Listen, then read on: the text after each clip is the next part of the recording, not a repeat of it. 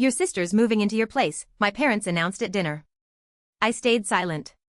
A week later, they arrived, car full. A new owner answered. I just bought it. I was 28, a senior accountant at a small firm nobody outside finance would know, living a quiet life in a Chicago condo I'd built from scratch. My name's Sarah Mitchell. My degree, my job, my credit score, even the oak dining table in my kitchen, I earned every bit of it. No handouts, no shortcuts. But to my family, I was the cold one. Not because I yelled or stormed out, but because I stopped cleaning up their messes. My older sister, Jessica, 30 but always a step behind, had a knack for turning failure into tragedy and making everyone else fix it. Lost a job? Blame a toxic boss. Evicted? Jealous roommates. Missed bills? She's trying her best. My parents, Linda and Tom, never questioned her. They just pivoted, rearranged, and when they couldn't solve it, they turned to me. You're stable, Sarah. You're lucky. You can help. That line haunted me for years. Help with car payments. Help with rent. Help with bail. Always help. When I dared say no, they acted like I was the one torching the family. I learned early, my value wasn't in being loved. It was in being useful. But usefulness has limits, and they were about to hit mine. Sunday dinner at my parents' suburban house had a rhythm, same meatloaf, same table, same pressure masked as politeness. That night felt off, rehearsed. Mom greeted me at the door with a smile too wide to trust. You look thin, honey. Eating enough? Dad just nodded, muttering, hey, kid, his eyes elsewhere. Jessica was already at the table, scrolling her phone, avoiding me like a kid caught skipping class. I knew the signs. Mom's fake sweetness and Dad's silence meant they were about to drop something I wouldn't like. We got through the salad. Mom praised the weather like it deserved a medal. Dad kept refilling his wine. Jessica picked at her food like it might attack. Then Mom set down her fork, folded her hands, and flashed that guilt-laced smile she saved for demands disguised as favors. Sarah, she started, too soft, we've been talking. Jessica's had a rough patch, and she's going to move in with you for a bit. Just like that. No question, no discussion. She said it like she was offering pie, expecting me to nod and smile. I felt the room hold its breath, waiting for me to push back, waiting to call me selfish. I looked at Jessica. She glanced up, then away. Dad cleared his throat, bracing for a fight. I smiled instead. Sure, I said lightly. If it helps Jessica get back on her feet, why not? The silence was razor sharp. Mom blinked, thrown off. Dad exhaled like he'd dodged a punch. Jessica leaned back, a smug glint creeping across her face. None of them noticed how still I got, how quiet. They thought I'd caved. What they didn't know, what they never bothered to ask, was that I hadn't lived in that condo for weeks. And I had no intention of letting Jessica, or any of them, waltz into a place that no longer existed. This wasn't a snap decision. It was years in the making, years of quiet letdowns, guilt-tripped favors, and sacrifices they never saw. At 21, Jessica's car got repossessed. She called me sobbing, saying she needed it for a real job. I co-signed, my credit clean. She quit 3 weeks later, missed payments, and my credit took the hit. At 23, Mom called, crying, because the mortgage was late after Dad's layoff. Jessica had moved back in, rent-free. I wired $2,000 the next day. No one said thanks. At Christmas, Mom gave me a World's Best Daughter mug, and I nearly laughed. At 25, Jessica got a DUI, her first renew of. Dad begged me to keep it quiet, said it'd ruin the family name. I paid for the lawyer. Jessica didn't blink. A year later, when she got pulled over again and I refused to help, Mom called me cold. You don't know what it's like to worry about someone you love, she said. Jessica's life is harder than yours. That was when I knew. They didn't see me. They saw a tool, a faucet to turn on when things broke, a wallet that smiled. I started pulling back, politely. I'd say, I'll think about it, instead of yes. They noticed, and they didn't like it. One night, alone in my condo, the one I'd bought without help, decorated with clearance finds, paid for with spreadsheets and sweat, I stared at the front door. It didn't feel safe anymore. It wasn't mine. When they wanted something, it was ours, like my time, my money, my life. So I made a choice. I called a realtor, sold the condo quietly, legally. No fuss. I moved to a small rental across town, didn't tell them where, and they didn't ask. I could have said something, but I didn't, not out of spite, but survival. When your family only values your usefulness, sometimes the kindest thing you can do for yourself is vanish just enough to breathe. The text started Monday. We'll bring Jessica's mattress Saturday.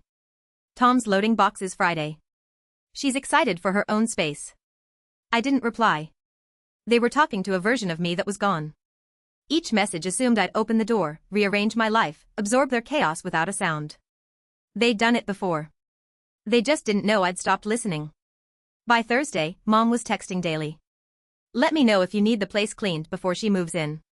Jessica won't be a burden. She's bringing her own dishes. That one made me chuckle over my coffee. Jessica hadn't washed a dish in years, but I let it play out. I didn't argue. I didn't correct them. I waited. Saturday morning, I left early. Grabbed coffee, drove aimlessly across town, wandered a farmer's market without buying a thing. Stood in the sun longer than I needed to. My phone buzzed 3 times before I checked. Missed calls. Voicemails. On the 4th, I picked up. Sarah. It was Mom, not her soft voice, but the brittle, panicked one. What's going on? There's some guy here. He says he lives in the condo. Says you don't live there anymore. I let the silence stretch, let her feel the uncertainty, the wrongness of it. You didn't tell us, she snapped. You never said a word. No, I said evenly. I didn't. I heard bags rustling, Dad's voice low and sharp, Jessica muttering something. Sarah, Mom hissed, what is this? I sold the condo, I said simply. Weeks ago. I moved out. Didn't think it mattered. Nobody asked where I lived, so I didn't say. Silence. I pictured them on that porch, bags dropped, arms crossed, realizing they'd planned a takeover and showed up at the wrong address. Dad's voice cut through. You lied to us. You said she could move in. I said, if it helps Jessica, why not? I replied. I didn't say where. Another pause. Mom's sharp inhale. Jessica, finally, so what? We're just supposed to figure it out now? She sounded young, not angry, lost. For a second, I almost answered. But I didn't. Here's what they didn't get. I didn't sell the condo to make a point. I didn't change my life out of anger. I did it because I was tired of living in a space that never felt mine. I did it because I deserved a home where I didn't brace for their demands. Sometimes, the kindest thing you can do for people who won't change is stop making room for them. They thought that was it. They were wrong. By evening, they were at my new door. I knew they'd come. Even as I sipped coffee that morning, ignoring their voicemails, I knew Mom wouldn't let it go. She'd dig, call someone, or just show up to prove I was still theirs. At sunset, the knock came, 3 sharp raps, polite but barely holding together. I checked the peephole, Linda, Tom, Jessica, and a car trunk stuffed with boxes, like it was moving day. I opened the door halfway. You found me, I said flatly. Mom looked frazzled, lipstick faded, hair pushed back from nervous hands. We tried calling, she said, voice tight. We didn't think you'd actually be here. It's my apartment, I said. But you said, Dad's voice rose. You said she could move in. Now we're here with her stuff, and you're acting like we're strangers. I didn't budge. I never said she could move in here. I said, if it helps Jessica, why not? That was for the old place, which I don't live in anymore. Jessica stepped forward, arms crossed, cheeks red with fury, not shame. This is petty, Sarah.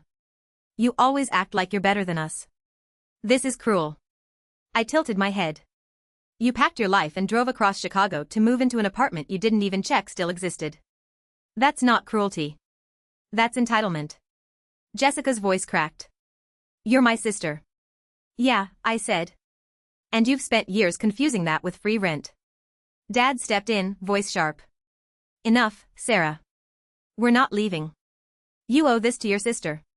There it was, oh. As if every dollar I'd paid, every problem I'd fixed, every sleepless night over their messes was part of some contract I never signed. I stepped back, grabbed my phone. What are you doing? Mom asked, eyes narrowing. I didn't answer. I dialed. 3 rings. 911, what's your emergency? I stayed calm. I have family members outside my apartment refusing to leave. They're not on the lease. They weren't invited. I'd like to report trespassing. Jessica's jaw dropped. Dad swore. Mom looked like I'd slapped her. Sarah, she whispered, almost pleading, you're calling the cops on your family? I asked you to leave, I said. You didn't. I gave the dispatcher my address. Jessica's voice shook with rage. This'll ruin everything. Do you know what people will think? Yeah, I said. They'll say I finally stopped opening my door. Mom's voice shrank. You used to be kind. I didn't flinch. You used to notice when I was hurting. The silence was heavy, packed with every boundary I'd let them cross, every yes I'd choked out when I wanted to scream no. 10 minutes later, a patrol car pulled up. The officer stepped out, tall, calm, hand near her belt but relaxed. Evening, she said. We got a call about trespassing. I nodded. That's me. She glanced at my parents, Jessica, the car with boxes. Ma'am, sir, I need you to leave the premises. This is our daughter, Dad said. This is her residence, the officer replied, which you're not allowed to occupy without permission. Jessica looked ready to cry or throw something. You'll regret this, Sarah. No, I said. I've regretted everything until now. This I'm sure of. The next day, I woke to 12 missed calls, 5 from Mom, 2 from Dad, the rest from cousins or old family friends. Then the texts, why would you do this to your sister? Your mom's devastated. Jessica's sleeping in her car. Is that what you wanted? I didn't reply. I scrolled until I found it, a public Facebook post from Mom, 3 paragraphs with heartbreak emojis and a photo of Jessica as a toddler. We raised our daughters to care for each other. But one has forgotten what that means. We're heartbroken that Sarah, so successful, so fortunate, would turn her back in our time of need. Jessica didn't deserve this. None of us did. Hundreds of likes, dozens of comments from people I hadn't seen since middle school, calling me selfish, cold, ungrateful. It wasn't new, just louder. I stared at the screen, then did something I'd never done. I posted back. No flair, no hashtags. Just screenshots. The $2,000 bank transfer for their mortgage, my name on Jessica's car loan next to a collections notice, the lawyer's invoice from her DUI, a timeline of every one-time favor since I was 21, the condo sale receipt, and a message Jessica sent 2 years ago calling me a boring robot for not letting her crash for a month. I ended with one line, I didn't abandon my family. I stopped volunteering for their emotional debt. I turned off my phone, not out of fear, but because I didn't need the noise. I needed quiet. And for once, I had it. That night, my apartment was still. No hallway chatter, no buzzing phone, just the hum of the fridge and the creak of old pipes. I made chamomile tea, not for sleep, but for the ritual, a warm cup in both hands, steam rising like forgiveness I didn't ask for. My phone lit up, Mom, then Jessica. I didn't read the messages. I knew the pattern, shock, anger, guilt, pleading. I blocked their numbers, not out of cruelty, but because not every door deserves to be knocked on forever.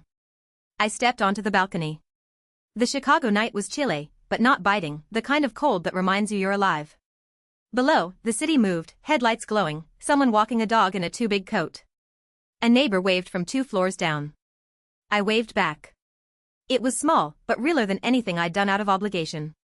Back inside, I turned off the lights, living room, kitchen, hallway. No family photos, no picture frames, just clean, quiet space. I didn't feel triumphant or bitter. I just felt done performing, done explaining, done being the spare oxygen mask for people who never learned to breathe on their own. Somewhere, they were probably rewriting the story, painting me as the villain, the cold daughter. Let them. I didn't come here to be loved. I came to stop pretending I'd vanished. They told the story like I had. Now, I'd written my own.